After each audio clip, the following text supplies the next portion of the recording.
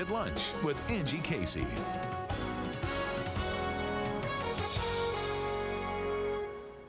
It is called Digital Superman, and it's a book about a man who uses his brain as a computer. It is the first published novel written by a local author, Richard McChristian. Right.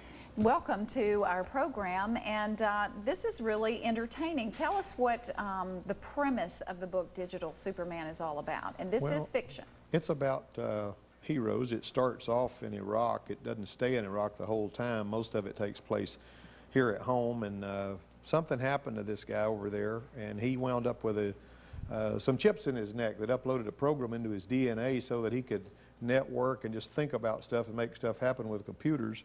And he had determined not to use it when he came home, but he had to use it because of a crisis situation that developed. And there's romance, there's action, there's terrorists, there's a traitor, there's a missile, there's bombs, and it's a near future science fiction thing. Right, I was going to say there's a sort of a science fiction twist to it, but it's also based on a lot of things that we can relate to now, like you were saying, the war in Iraq, homeland security issues, that sort of thing. How did you come up with the idea? How do you get your brain churning in that direction? Well, I had been paying attention to some things I was hearing about how Bill Gates had mentioned something about using DNA for computer storage.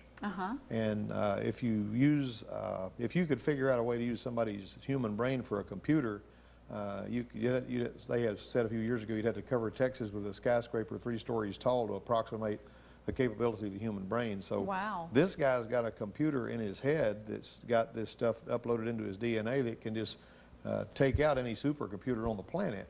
But he's not even using it until he has to, and there's a defense contractor that finds out he has it, but he doesn't know it's his brain, so he's trying to get him to give him what he's got. He thinks it's some little device, and so he's got to go up here and after his girlfriend gets captured by this guy, he's got to go get her back, try to trade for her, and then he finds out about the terrorist plot on the way up there.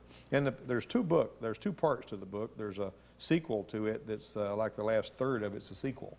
Okay. And so it's very entertaining. The people that have read it range in age from like 15 to 85. The ladies that I teach in my Sunday school class, they like it. My nephew's read it about 5 or 6 times, and he's 16 now.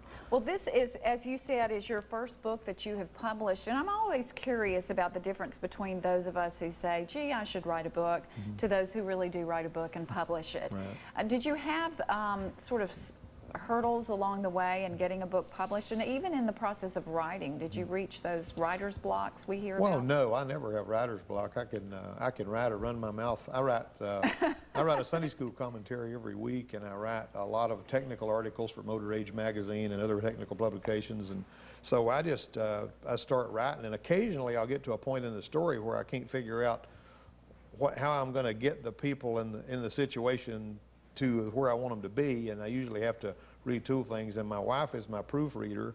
She's the one that I got to get all this past her. Yeah. You know, if there's something in there, an element of it she doesn't like, I generally try to edit. And it's a clean book. It's not anything there's going to be any, I mean, I think I used H-E-double-L a couple of times just because soldiers talk that way. Right. But beyond that, there's a book, it's about faith, it's about, you know, and putting it together, like you said, like you were asking me just a minute ago, was easy for me because I write a lot, and I like to write. I've got another book right now that hadn't been published. I've just started other books I never even thought about publishing. Right. So it's just writing is something you like to do, but obviously you have to have some knowledge about what you're writing. You just don't make it up all along as you go along. Even science fiction has got to have an element of science in it that works. You can't just make things up if you're going to do it.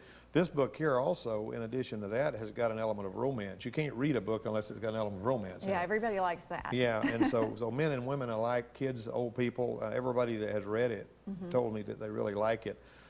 The publishing company, the cover of the book was not anything I liked. That's the one that Walden Books has got, and I didn't like that cover.